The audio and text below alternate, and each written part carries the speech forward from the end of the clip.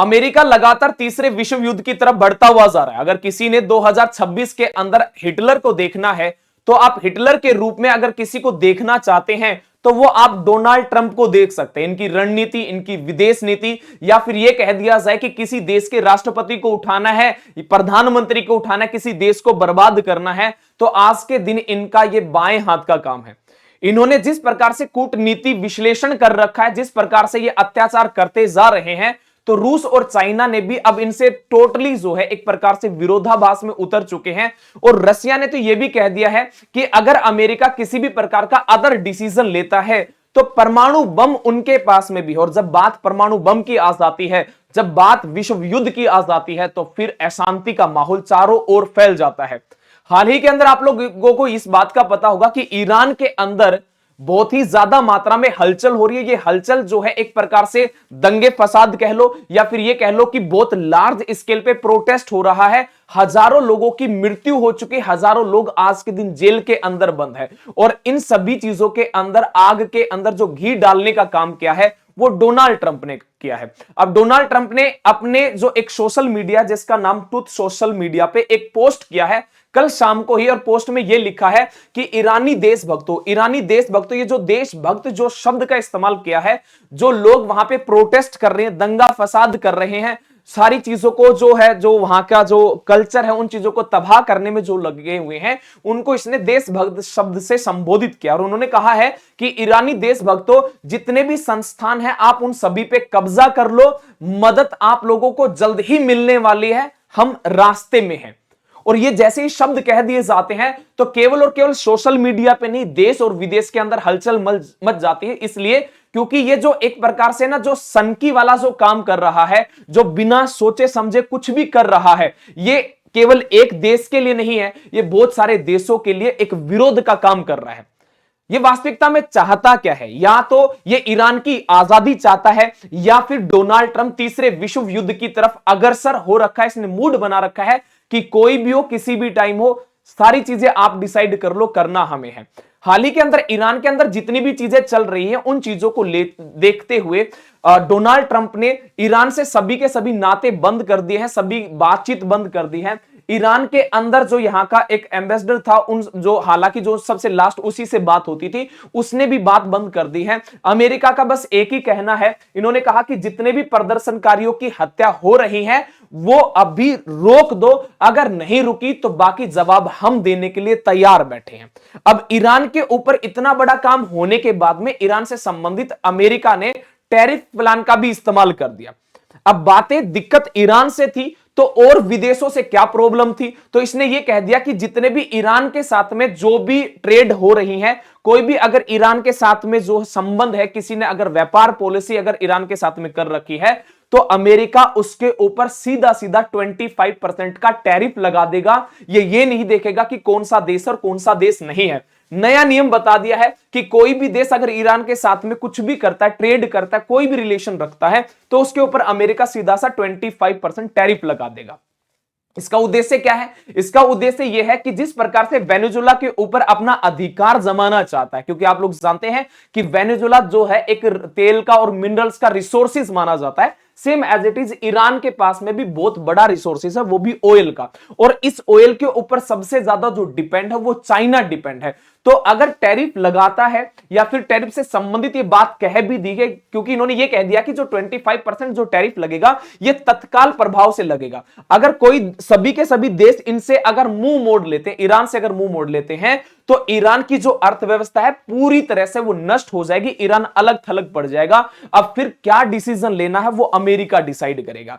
अब जैसे टैरिफ की बातें आती है तो सबसे पहला जो बयान आता है वो आता है चाइना का, क्योंकि चाइना का लगभग 90% जो तेल है वो ईरान से ही आता है।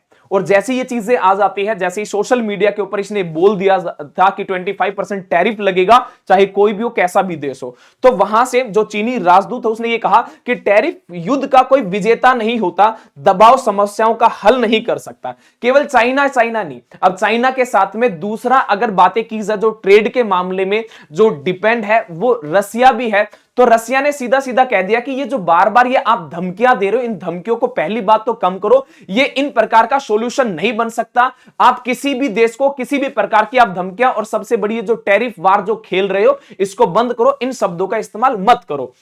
इन्होंने सीधा सीधा कहा है कि अमेरिका की जो सैन्य धमकियां है एक श्रेणीबद्ध रूप से अस्वीकार्य है, हम इन चीजों को नहीं मानेंगे, अगर किसी भी प्रकार का कोई एक्शन या रिएक्शन होगा तो हम उसके लिए तैयार बैठे। मतलब रसिया की बातें कर लो, चाइना की बातें कर लो, दोनों के दोनों तैयार बैठे हैं युद्ध के लिए।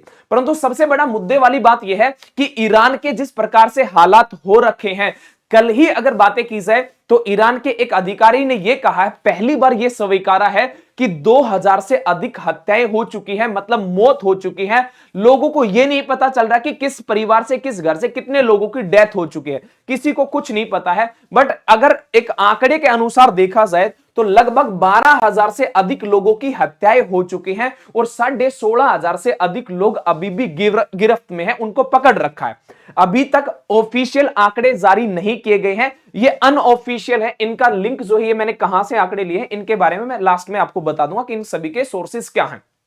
दूसरी बातें, सबसे बड़ी चीजें ये है कि अभी आप लोगों को पता है कि जो पीस अवार्ड मिला था, नोबेल प्राइज जो मिला था, उनका कहना है, जिनका नाम है शिरीन एबादी, उन्होंने ये कहा कि सरकार चुपचाप हत्याएं कराना चाहती है। ये जो है अब की जो शांति अवार्ड जो मिला था नोबेल पुरस्कार का, तो नोबेल पुरस्कार में, तो उनके शब्द है कि सरकार चुपचाप हत्याएं कराना चाहती है और फिर अपने निशान मिटा देना चाहती है। मतलब इनका कहने का तात्पर्य यही था कि सरकार ने मनसा बना रखी है, जितने भी लोग हैं उनको सबको तहस नहस कर दो, अपने मनमाने ढंग से चलना है। इन्हीं चीजों को देखते हुए जो है अमेरिका नाराज हो रखा है, इन्हीं चीजों को देखते हुए अमेरिका अपने तरीके से काम कर रहा है। परंतु दूसरे देशों को दिक्कत इस बात की है कि अगर अमेरिका को अपना काम करना है तो ये टैरिफ ट्रेड करना है, नहीं करना, ये मनमानी जो है अमेरिका की नहीं चलेगी।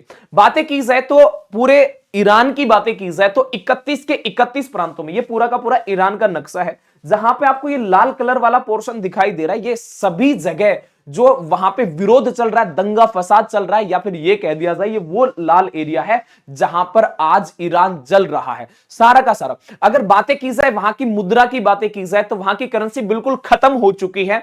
बिल्कुल खत्म होने का मतलब यह है कि वहां पे कोई वजूद ही नहीं रख रही है। वहां की मुद्रा की बातें की जाए मतलब मुद्रा का पतन हो चुका है और 31 प्रांतों के अंदर 600 से अधिक विरोध प्रदर्शन चल रहे हैं। मतलब पूरा का पूरा ईरान ही जो है वो एक प्रकार से आग के अंदर है। अब सबसे बड़ी दिक्कत यह है कि पश्चिमी देश या फिर और देशों के बयानबाजियां क्यों नहीं आ रहे। अगर मैं यूरोपीय संघ की बातें करूं तो यूरोपीय संघ ने कहा कि ये जो अतिरिक्त प्रतिबंध जो लगाए गए हैं इनके ऊपर चर्चा होनी चाहिए। बहुत एक सामान्य शब्द, मतलब किसी ने भी कठोर रूप से जो है अमेरिका को यह नहीं कहा कि आप ऐसा क्यों कर रहे हो, क्या रीजन है, क्या वास्तविकता में ईरान की आजादी चाहते हो या फिर ईरान के ऊपर कब्जा करना चाहते हो। ये आपके व्यक्तिगत रूप को किस प्रकार से दर्शाता है, इनके ऊपर इनकी किसी भी प्रकार की टिप्पणी नहीं है। जबकि ब्रिटेन की बातें की जाए, यूनाइटेड किंगडम की बातें की जाए, उन्होंने कहा कि जो हिंसा हो रही वो एक निंदनीय है, जो ईरानी राजदूत को इसके लिए हमने तलब कर दिया है। हालांकि इनकी तरफ से भी कोई ओपनली बयानबाजियां नहीं है, हालांकि भारत की तरफ से भी कोई ओपन जो है चीजें नहीं आई है कि किस प्रकार से जो इंटरनेशनल रिलेशनशिप होने चाहिए, किस प्रकार से चीजें प्लस माइनस होनी चाहिए, यहां पे भी कोई दबाव नहीं है। बस एक ही कहा कि जो हिंसा है वो जो है निंदनीय है, हम उन चीजों का समर्थन नहीं करते हैं। तो ये पश्चिमी देशों की बातें मैंने बताई, साथ में मैंने भारत को भी चीजें जो है इसके अंदर एड ऑन कर दिया। क्या अमेरिका के पास में यही एक सॉल्यूशन है? क्या टैरिफ लगा दिया जाए या फिर कोई और भी सॉल्यूशन है? तो अमेरिका के पास में सॉल्यूशन बहुत सारे हैं अगर वो वास्तविकता में ईरान की आजादी चाहता है। क्योंकि मोटे मन से देखा जाए, ऊपरी मन से देखा जाए तो अमेरिका का यही कहना है कि हम ईरान की आजादी चाहते हैं। अगर कोई भी देश कहता है कि आप ऐसा क्यों कर रहे हो तो इसका एक ही जवाब रहता है कि हम ईरान की आजादी चाहते हैं। तो बहुत सारे जो विशेषज्ञ स्पेशलिस्ट है तो उनका यह कहना है कि बहुत सारे ऑप्शन हैं आपके पास में, आप सैन्य हमले कर सकते हो वहां पे। अगर चीजों को रुकवाना चाहते हो, आप वहां की आजादी चाहते हो तो आप सैन्य हमले कर सकते हैं, आप साइबर अटैक कर सकते हैं, आपके पास में बहुत सारे ऑप्शंस है अगर आप वास्तविकता में इस चीजें को सही करना चाहते हैं।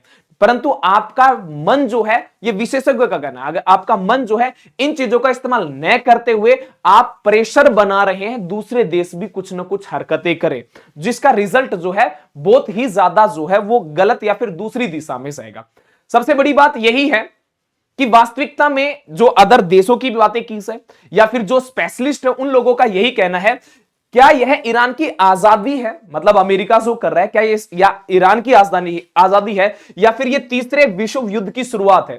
क्योंकि जो डोनाल्ड ट्रंप कर रहा है वो हिटलर के जैसे ही कर रहा है, जो करना है मन में जो आ रहा है मुझे वही करना है, ना किसी देश के बारे में, ना दुनिया के बारे में, ना लोगों के बारे में सोचा जा रहा है।